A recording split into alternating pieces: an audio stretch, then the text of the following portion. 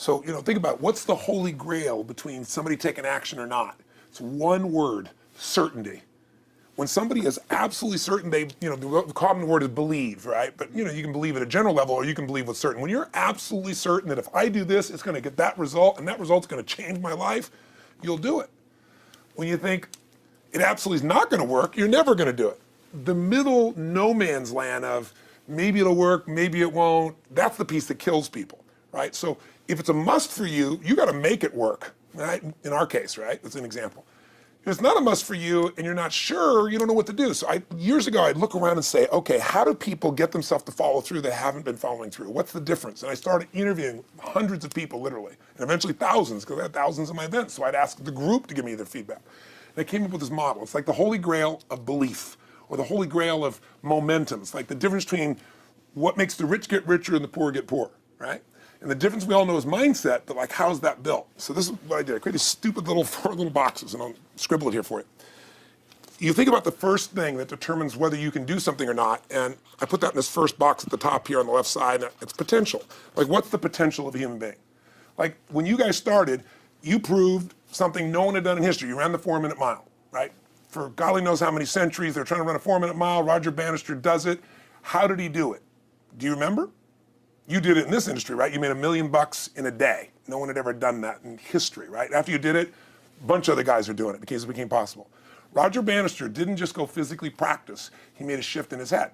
He practiced in his head because he could never achieve it physically, so he had to change in his head first so that the result became certain enough he believed it, and then his body got him through.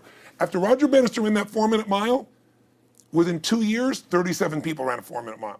That's amazing. And no one in history had ever done it. Now here's how it works.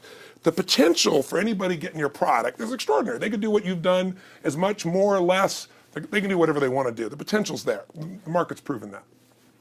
Whether or not they tap into that potential has a lot to do with what action they take, which is the question you came to me with, right? Like, God, they all have potential, but they're not taking action. And we all know that the action they take is going to determine the results they get. That's pretty obvious. So most people have a belief about what their real potential is no matter what you tell them. And that affects how much action they take. And of course that affects the result. And then ironically, that result reinforces their belief. And then that belief affects it. So I'll give you an example. Let's say a person has unlimited potential, we all agree. But they take little action, little results. Why? Because they have to start with a problem with their belief. They don't believe it's really going to happen for me. Maybe for Frank Kearns because he's got the cool hair and stuff, or maybe it's for you because you're so driven, but it's not me. Maybe Tony Robbins because he's a freak, got these big teeth. Whatever their thought process is, right? They got this thing, right? But what happens is, if you believe that there's very little potential, how much action are you going to take? Nothing. Nothing, little. And when you take little potential with a little action, what kind of results do you get? Lousy little results. And when you get little results, what does that do to your belief? You go, see, I told you this was a waste of time, told you this wouldn't work. And then what happens? You tap even less potential, you take even less action, you get even worse results, and your belief gets even weaker. And this sucker feeds on itself until you are in a downward spiral. It's poisonous. It's poisonous and it's self-fulfilling. Now, what if something could happen that could come along and fill you with a sense of absolute certainty? Not like I believe, but where you know. In you guys' case, mine as well, we knew because we had to. Because we burned the boats. There was no other option. We had to find a way. We weren't going to live that way. We all did it in different ways and for different reasons, but in essence, that was it. If you get yourself in a state of certainty that this is going to work, I'm going to find the way, and if this doesn't work, I will make the way, then you tap a lot more potential. And when you're certain in your potential, you take massive action. And when you take massive action, you really believe in something, you get great results. When you get great results, your brain goes, see, I told you I was a stud. I told you this thing would work out. Now you're even stronger. You tap more potential, take greater action, greater results. That's how you went from $300 in a week to $2,500 in 5 days to $100,000 in a month to $1 million in a day. Same thing with you. And we get momentum. That's why the rich get richer and the poor get poorer. Now some people go out and they go, well, I'm going to take a bunch of action. All right, I'm going to open this product. I'm going to try it. And they'll say to you, I even did it. But it's like a salesman who goes and knocks on the door, and he knocks on 100 doors and says, you don't want one of these, do you? Yeah, exactly right. And even if he doesn't say it verbally, his face says it because he doesn't believe it's going to work. So his voice, his body, the execution is so weak. Maybe if he talks to 100 people, somebody's going to buy out of pity. They don't want his kids to starve, right? But he's not going to get the result. So the core difference in people is, how do you produce certainty when the world isn't giving it to you? You go out and you try, in your case, you're 100,000 in debt and nothing's working. How do you keep yourself going? The way you did it, the way I did it, the way you're doing it, we may not have done it consciously, is we didn't change our potential, that was there. And it wasn't even taking more action. Taking more action with a belief it's not gonna work, it's not gonna change anything. We got results in our head that made us feel certain as if it had already happened. True or false for you? True. Right? So give me an example so people know I'm not just making this crap up. Well, I mean, just like when I had nothing, I already knew I was driving like Ferraris and Porsches and stuff because I always wanted those cars. I already knew I was going to have them. It was inevitable. Right. I inevitably, that was just my inevitable outcome. But how did you do that? Did you have a ritual? Did you think about it regularly? Was it one time you thought about it, or was it something you had an obsession towards? I had an obsession towards it. I mean, I used to work at a video store, which was the last job I ever had in my life. Thank God. And I used to go to work almost every day, and I used to bring 2 magazines with me to read on my breaks. Entrepreneur magazine, just to read about business and everything else, to read about what other people are doing, look for role models. And I used to carry an Auto Trader with me. And I used to look at Porsches that were for sale. Yeah. And people always used to ask me, what are you doing with that Auto Trader magazine? I'm like, well, I'm just picking out the Porsche that I'm going to buy. Right. Which probably got you a lot of crap. I did. People made fun of me. Sure. I actually had a boss at that job tell me, you really shouldn't do that to yourself, John, because it's very, very likely that is never going to happen. That it's very likely that you're never going to have that car. Yeah. That's the kind of belief he was trying to put in my head.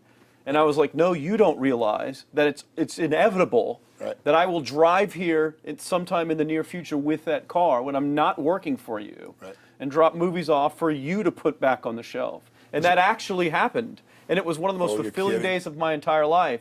And the great thing was when I pulled up in this car, I was in my mid-20s. Yeah. A car that most mid-20s. What kind of car was it? It was a Porsche 911 Turbo. It was a convertible and everything. Just a beautiful car. It was what I always dreamed of having. But for a few years, I always circle the ads of which ones I was going to buy. Well, when I finally got it and I pulled up at the store, I had all these people. Some people that were still working at this $7 an hour job were there years after I left. And I'll never forget this, even the boss and stuff, and the reaction of the people was like, wow, that is awesome. Yeah. Is that your dad's car? And all I said to them was, not exactly. Good for you. And I just smiled and just left. But it was, it's the weirdest thing, but I just knew it was going to happen. But you knew it because I conditioned myself you to did it to over and know over it was- again. yeah. When I was in high school, I was not a popular kid, but I was passionate and intense, and I'll never forget. Some people some particular girls gave me some crap, and a guy too. And I wrote in their journals or their annual yearbook at the end, I wrote, someday, I said, you treated me like hell. Someday I'll be rich and famous, and you'll be an effing truck driver. And you'll be sitting there, I'll be with with this beautiful woman of my life, rich, and you'll be watching me on television thinking, you wish you would have treated me better. I actually wrote this shit in people's annuals because I went to a 10-year high school reunion. People showed me this stuff, right? But it's like, I burned the bridges, baby. I was like, this is how it's gonna be. So I'll give you a perfect example of this. They did studies, many have been done at this element, where they want to say, how much does the mind affect performance? So take basketball. And I've worked with a lot of NBA players and turned them around, and one of the problems many of them have is they'll choke on the free throw line. Well, everybody knows in that case, if you normally shoot really well and now you're not, something's interfering, something's getting in front of your state, some uncertainty, right? Obviously. So they take a group and say, we're gonna make them better. How do you make somebody better who has got this mental block? So they take a group of guys and they're gonna do free throws, and they do one group where they just practice for 6 weeks. Totally intense practice, and I forget the number of free throws, but they gotta do this many free throws every day. Take a second group, and they have them not practice at all. Obvious. And they take a third group and they don't let them touch a basketball. All they do is have them practice in their mind, but the key is, it's not practice makes perfect, it's perfect practice makes perfect, as corny as that sounds. So these guys see themselves making the shot every single time, conditioning their mind and body that it's perfect every time. They're not interrupted by a reality that would screw with them. So at the end of 6 weeks, they tally it up, and now they give them a test to see who has the highest free throw percentage, success. What do you guess it's going to be? Well, the obvious person says, obviously, it's not the guys that didn't practice, but which one is it? The mind, or is it the ones that actually practice? I'm assuming the mind. Yeah, you would assume it because it's true. Right. You intuitively know the truth, that practicing's not enough. It's getting yourself so certain so many times that now when you go to do it, there's no hesitancy and you execute. It's having that absolute certainty that makes you tap your full potential, take massive action, get massive results, be reinforced to have even stronger belief. This is what makes somebody a star at anything. It's like Jack Nicklaus, the golfer. Yes. He visualized every shot and where it was going, landing right where he wanted it before he ever hit it. Every single time. And what do most Every golfers single do? time. They just take a practice swing and they kind of hope for the best and point in the right direction and hit it. And some of them, if they've had some bad hits, what are they really focusing on? You know, I don't what wanna I do that don't bad want hit. to I do. don't wanna do- exactly, exactly. And that's the same thing here. So I'll show you a little stupid little physical technique for this. So stand up for a second. You guys gonna do this with the camera show 'em? So try this for a second. So just put your feet together and then put your right index finger straight out in front of you like this, okay? And all I want you to do is I want you to just turn clockwise comfortably as far as you normally turn. Just notice where you naturally stop. Go ahead and turn clockwise. People at home can do this too. Keep your feet straight. Notice where you stop. Come back around to me. Back around to me. Pretty good. Okay, good. Yeah, you're really good at this, right? Drop your hand. Now let's do something really simple. Close your eyes. And you don't even have to visualize, just feel. I want you to imagine your finger coming back up again. And this time, see and feel it coming up. Don't actually make it happen, but feel like it's happening. Imagine in your mind that you're actually doing it. You're seeing it, you're feeling it. And then make it like a game where you turn twice as far this time. Like you're a little kid, you know, somebody measures you and you go, I'm taller, come on, measure me this week. That desire to do a little further. And then in your mind, do it again. Your feet are straight together, and in your mind, feel your finger coming up, see it coming up, and imagine going 3 times as far this time. And then one more time, bring your finger up, and you're like an owl. Your feet are straight, and you turn all the way around, and it comes all the way around to the front. See it and feel it and enjoy it each time like it's a game, like you can't wait to go further. And you know you do, every time. And then when you can feel that, and it feels good, then open your eyes, and now put your finger straight in front of you, and turn as far as you can comfortably and see what happens this time. Go. Break my back. Now notice, I don't know if the camera's got it, but you don't have to ask the camera. You can ask yourselves. Come back around. Did you go further this time, yes or no? A lot further. I think I A went lot about further. 50% further. 50% further. How much further for you? About the same. Yeah.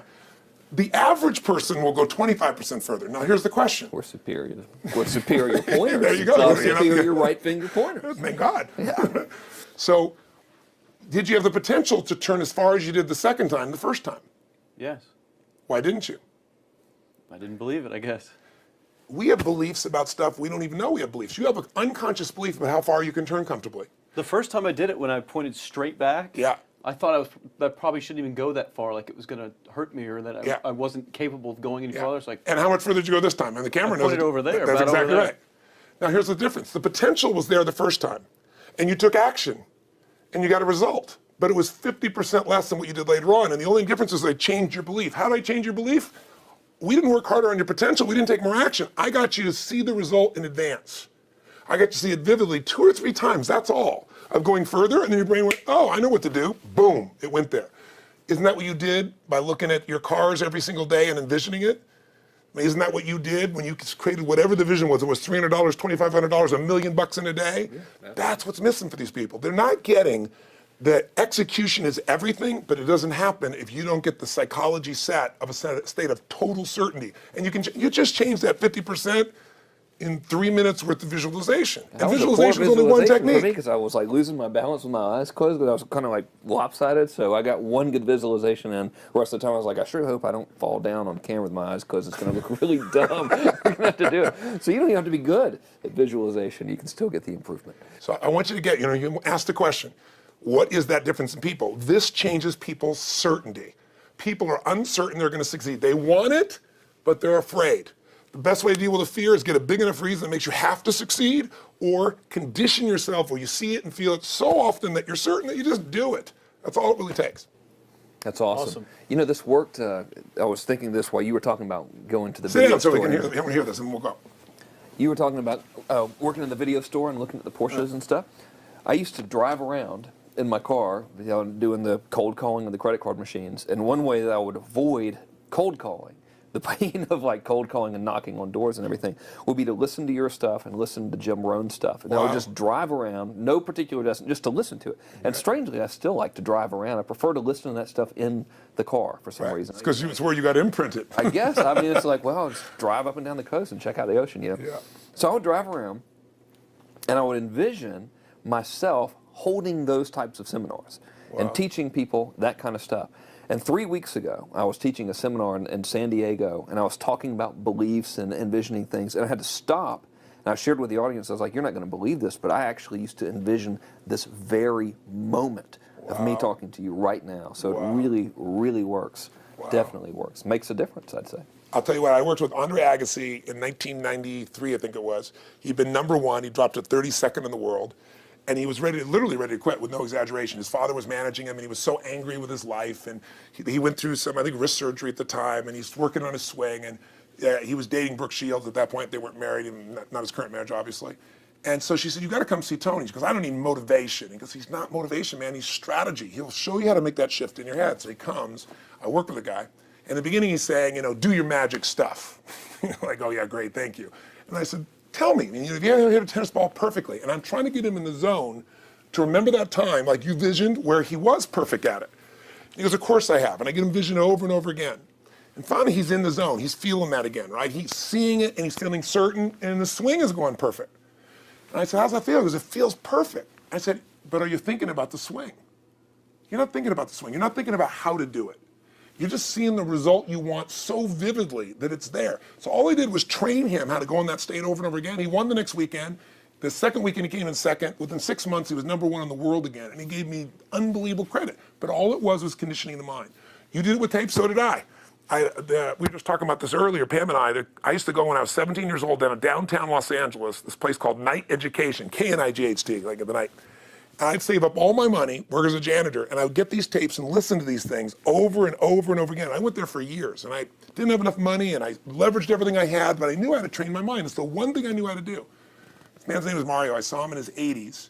He obviously knows how my life turned out and was very proud of the role he played in that process. He used to tell people the story. This guy's the real thing. He didn't just start out this way. This is how Tony did it. He listened to these tapes. He conditioned himself, right? This is the real stuff. He passed away a few years ago.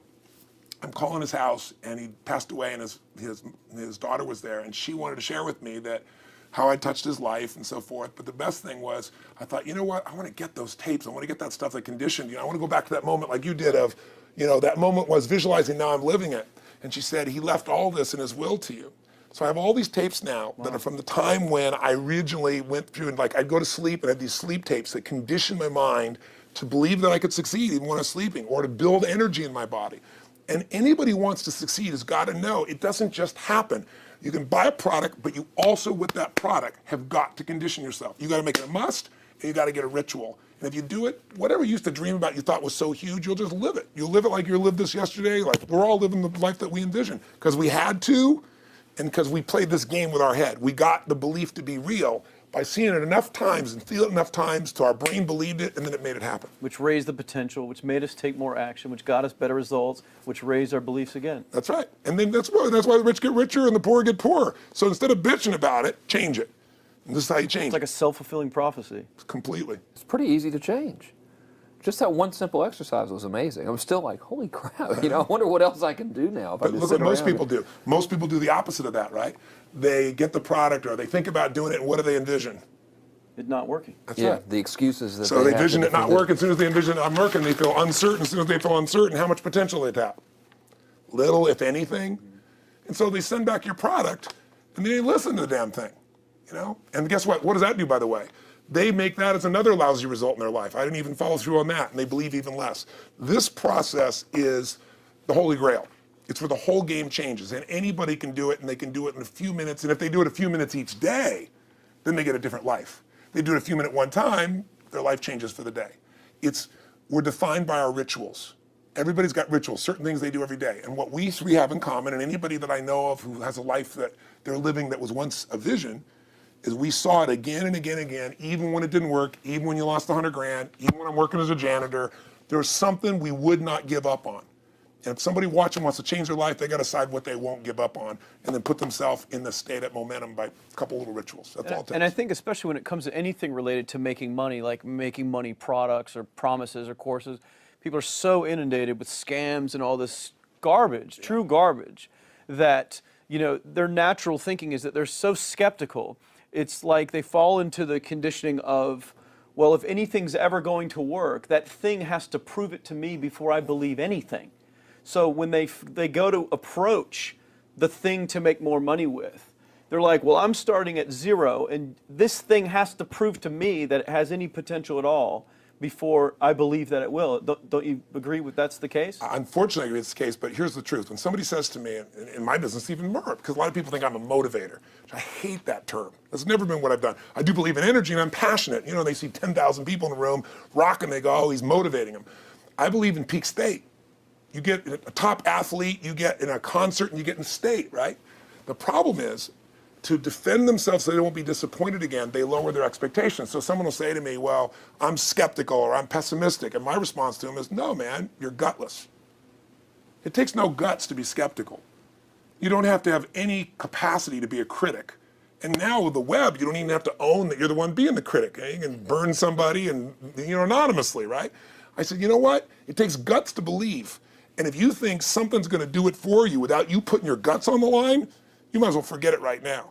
So this idea that I'm skeptical or they got to prove it to me, it's the biggest lie. What that really is your fear talking. You're so scared of failing, you don't even want to get your hopes up. And if you don't get your hopes up, you might say, well, what if they get their hopes up and somebody gets disappointed? How many disappointments have we experienced in our business careers and in our lives? The difference is some people take disappointment and let it destroy them. Other people take disappointment and let it drive them.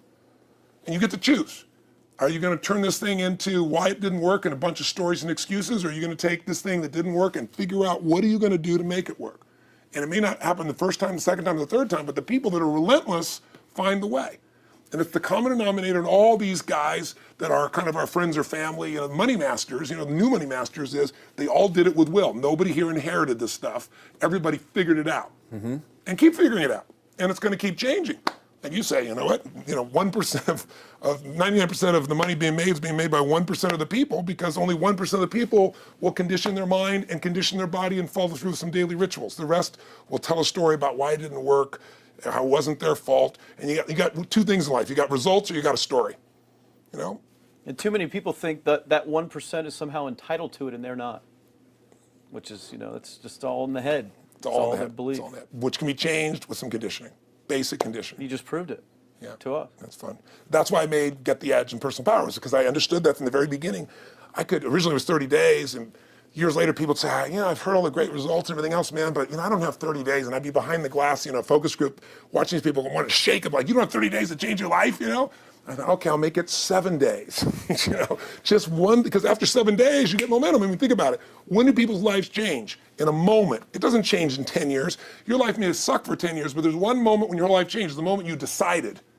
When you said, no more, and I'm doing it, and you kicked yourself in the ass, and you made yourself go do something, right? When you finally said, enough, no more, I quit, or let's begin, or I love you, there's a moment when somebody's life changes. And that can be gotten in a couple of days. So people watching don't have to wait until they've mastered everything. They got to get started and do what's next and just put themselves in a state where they start making some progress.